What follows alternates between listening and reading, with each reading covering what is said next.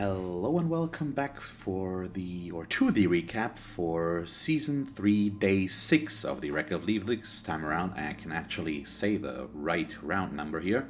So, we are getting very close to the end of the season. Day 7 will start, or will have started by the time this video comes out. So yeah, I'm looking forward to this. We're almost done, and it's been an awesome season so far, I think. There were some unfortunate things, but I've talked about them already. And even though it looks like there might be something bad this round here, there actually isn't. So let's get into this. The Embracer of the Sun won 2-0 over post-up Pamela Springsteen. We're right back into the not talking thing. So, what do we have? Bretonnians winning over the Dark Elves, so congratulations to our Dark Souls fans here. Then we do have the Portly Pounders against the Grim Dark in a 2-2 tie. So Dwarfs against Skaven in a apparently very 22 armor breaks against 3, but with some fouls in there. So it looks like that sounds like it might have been an awesome match. And considering it was 5 injuries here for the Dwarfs, that's pretty impressive. So that match probably was pretty nice, but we'll see. So we got 2 level ups here, but this lineman will get axed, I'm pretty sure, with the AV6. He's not really usable anymore. So let us move on to the Necrons versus the Red Undead Redemption. And in this case, the Undead won 2-0 over the Necromantic team. So, yeah, congratulations there. Pretty close, apparently, at least in terms of armor breaks. So what else can we see? Yeah, this looked pretty close. So it's hard to see what just happened there. Maybe some unfortunate dice in some areas, but we don't know. So we'll see, I guess. And yeah, I think that's definitely something that's going to change for next season, is maybe really getting a guest commentator. That's something that's been talked about, or that suggested when I talked about I don't know how I'm going to continue these. There's still the option that I'm just going to do Division 1, and Division 2 and 3 are going to be done by other people, or that we're just going to get a guest in here, and that there's something that I can have a dialogue with, which is going to make things easier. But we'll see. That's something that's yet to be decided definitively. So let's move on to the last match, and here we do have a win for the Brittle Brutes over Normanomicon. So Norse over Necromantic again, and the Yeti really getting in the SPP here. Looks like he's very close to his second skill, and then he can be really annoying. Well, he already is, but with 2 skills, depending on what he gets there, it's going to be interesting, I think. So let us confirm the round. And what do we have? Anything that can decide the leaderboard. So just looking at the leaderboard, as long as Red Undead Redemption doesn't lose their match, he's pretty much set for the win. So yeah, there's not much that can derail this anymore. If he loses and Cyber Knight wins with his Bretonnians, he will get up into first place. But for that, the Red Undead Redemption needs to lose, and so far they have not been inclined to do so. So who are these guys playing against? And I'm sorry if I'm now focusing on the top more, but we're in the last match day now. So it's going to be the deciding factor of who moves up into Division 1. So Embracer of the Sun is playing against the Portly Pounders, so our dwarf newcomers, who are currently in 5th place. I don't really know how we handle these teams. The guys that moved in later do take the win-loss ratio of their predecessors. So it's a bit weird in terms of standing, but I think it's okay. But I hope you see what I'm getting at here. But I think so far nobody has voiced a concern there, so I think it's fine that the Blood Bowl handles it like that. I can't talk still. So they don't play against each other, which would have been an awesome thing to happen. But the Red Undead Redemption do play against Brittle Brutes here, so Norse. And actually Normanomicon here also has a chance, theoretically, if they win and these 2 guys lose their match, he goes up to 4-1 as well, like Marauder Shields in that case, who would be then 4-1. And then I don't know what the tiebreaker in Blood Bowl is, but that could allow the Necromantic team here to also get in first place? Well, the first two are the important ones, and the first two are still pretty open. So the top four, I guess, all could still switch places in this. There might be more players moving up because some of the Division 1 coaches will re-roll, and I don't know if they want to also go down a division. I won't force them, but if they decide to, there will be more spaces opening up, I guess. Yeah, that's pretty much it. So we'll maybe get one or two more. The rotation might be bigger, but we'll have to wait and see how this turns out in the end. So that is it for Division 2, and good luck to all the coaches here for their last matches. So let us move on to Division 2. Here we do have a bit of an unfortunate result once again, so let's get that out of the way right away, because it is right here. So, American Snuff versus Steven Spielberg & Co. was not played, because the coach of Steven Spielberg & Co. did not show up. So, American Snuff... visitor concedes, Steven Spielberg & Co. concede the match, and the final score is 2-0. Steven Spielberg & Co. give its MVP to the opposing team. Yes, so, done. And I'm a bit annoyed at this once again, and I don't want to call out the player, so I'm not going to show the name right now. Anybody that wants to look that up can do that. I knew that he left a different league because he reacted there to the question if he was, and then I messaged him on Reddit and asked him if he wanted to if he was also out of hours or if he wanted to continue, and he ignored me. And then he posted stuff on Reddit, so I know that he read what I wrote. So I don't get it. He said something in the other subreddit about not continuing and why, but when I ask him, he ignores me. So why do people do that? I let this get to me too much, and I know that I do. It's still annoying, so I don't understand this, and he could have just said that he's out, and it would have been fine, but nope, couldn't behave like an adult, because that's what we do here on the internet. Sorry for the rant. So, let's see, we do have a 3-1 win for Ratatonic over the Gentleman's Gentleman, so the Skaven winning over our humans. Yeah, really not much to tell there. It looks like it's a pretty even match in terms of at least ammo breaks, but let's see. Yeah, well, actually pretty even, at least in terms of the statistic here, but Skaven are a bit of an issue, and I know that the human player here is fairly new, I think. I think he made some good progress this season, and I hope all of the players, of course, will stick around for Season 4 and continue and maybe learn more and get better and all the fun stuff, because that is why we do this, at least part of it. Next we do have Just a Blork in the West winning 2-1 over Nice Guys TM. So the Orcs steamrolling, well, not really steamrolling, but beating the Chaos team. And that actually is really surprising here. 9 ammo breaks versus 8. The 8 here is not that surprising, but 9 against a team with AV8 players is not that big. But at least the ammo breaks that got there apparently were really good. So both teams inflicted a kill, which is kind of nice. And then we've got some injuries overall around. So yeah, especially on the side of the Orcs, that probably was a deciding factor there. So congratulations to our Greenskins. Next we do have the Boneyard Hillbillies winning 3-0 over the Lich's Night Howlers. That's not that big of a surprise because the Lich's Night Howlers are a new team. He hasn't played a lot of matches yet.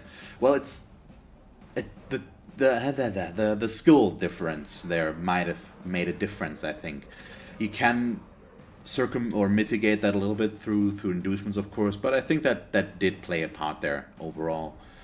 Also, 66 successful blocks is just a lot, so maybe there was just a bash difference that he couldn't overcome, and he just got knocked into the ground. At least that's what it looks like right now.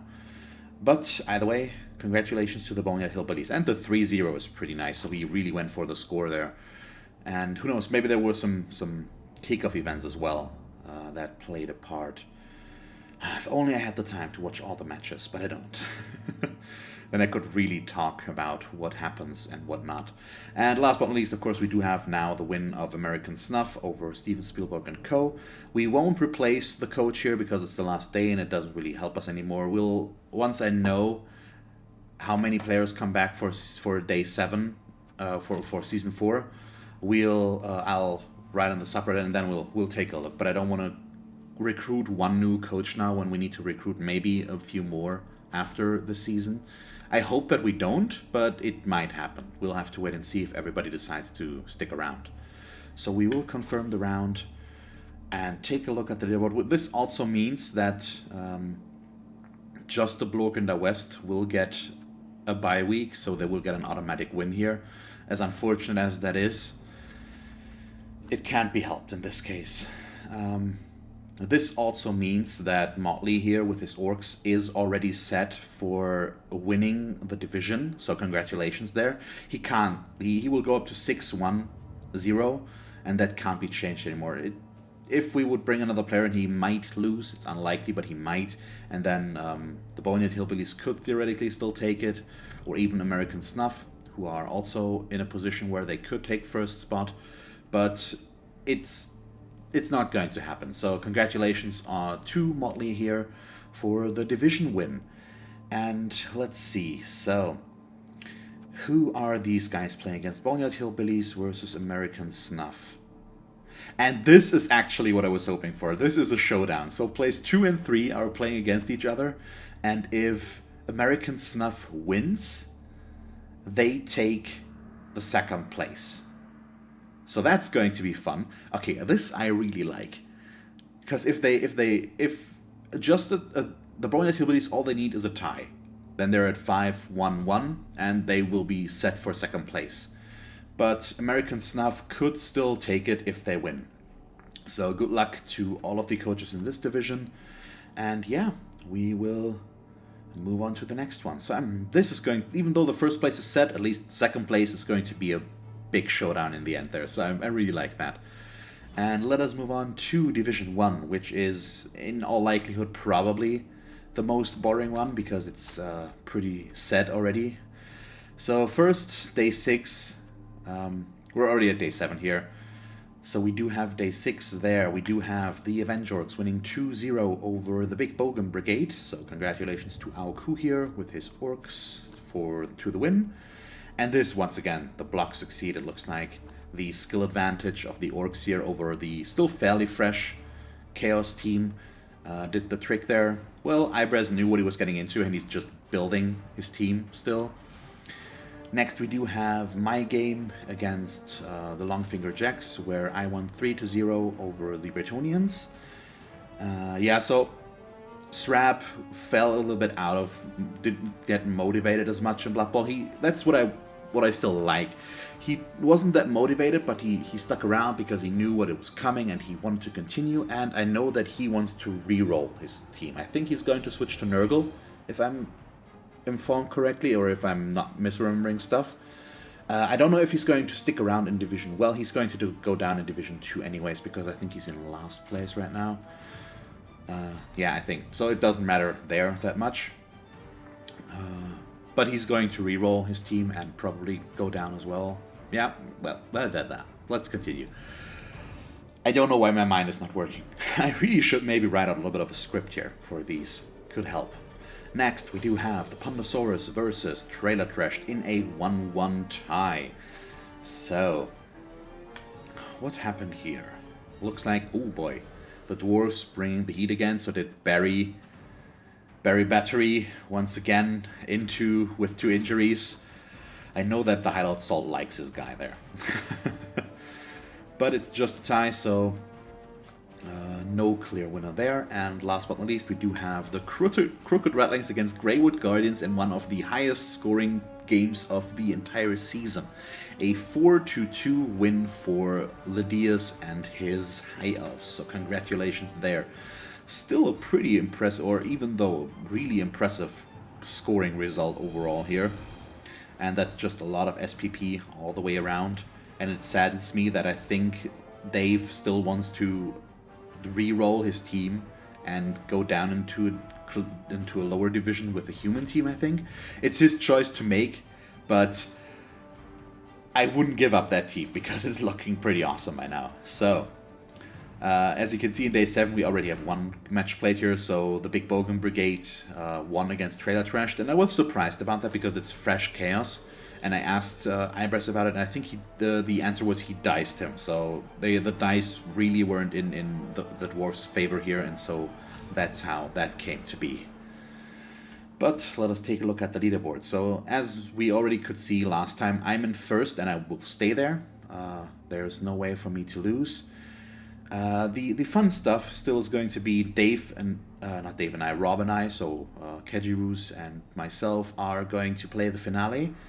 And he's beaten me twice so far. He's beaten me in Season 1 and in Season 2. So let's see if he can sour my perfect record in Day 7. I hope not, but he might, because he's a good player. And, well, they're all good players, but I struggle against him the most for some reason.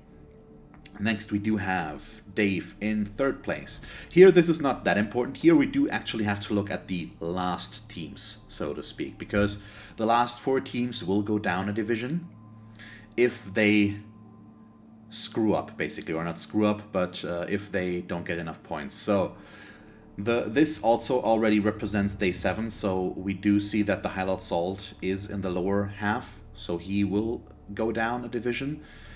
What next do we have? If Aoku wins his last match, he will be 3-1-3 like Ibras and his Chaos team, and then we'll have to see what the tiebreaker says about that. If who or which of these guys is going to be in 4th place here. Yeah, Dave is going to go, probably going to re-roll, and I think he wants to go down. So this is what I've been talking about. We have 2 options with this, with Dave, for example, re-rolling, because he wants to also go down a division.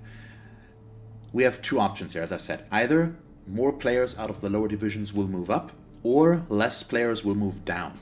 I'm actually in favor of the first setup because it's going to allow a bigger rotation and get more players higher up in the rankings or higher up in the division. So that's what I like there. But we haven't officially decided. I don't know if that's really necessary, so if anybody has an opinion on that, please let me know. But either way, we're going to at least address it at some point in some sort of manner.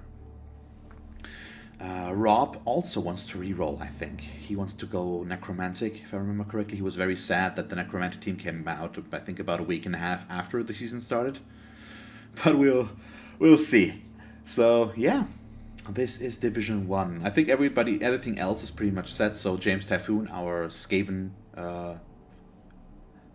what's the word? Volunteer here is going to move down as well. But at least it's still not completely set in stone what's going to happen here.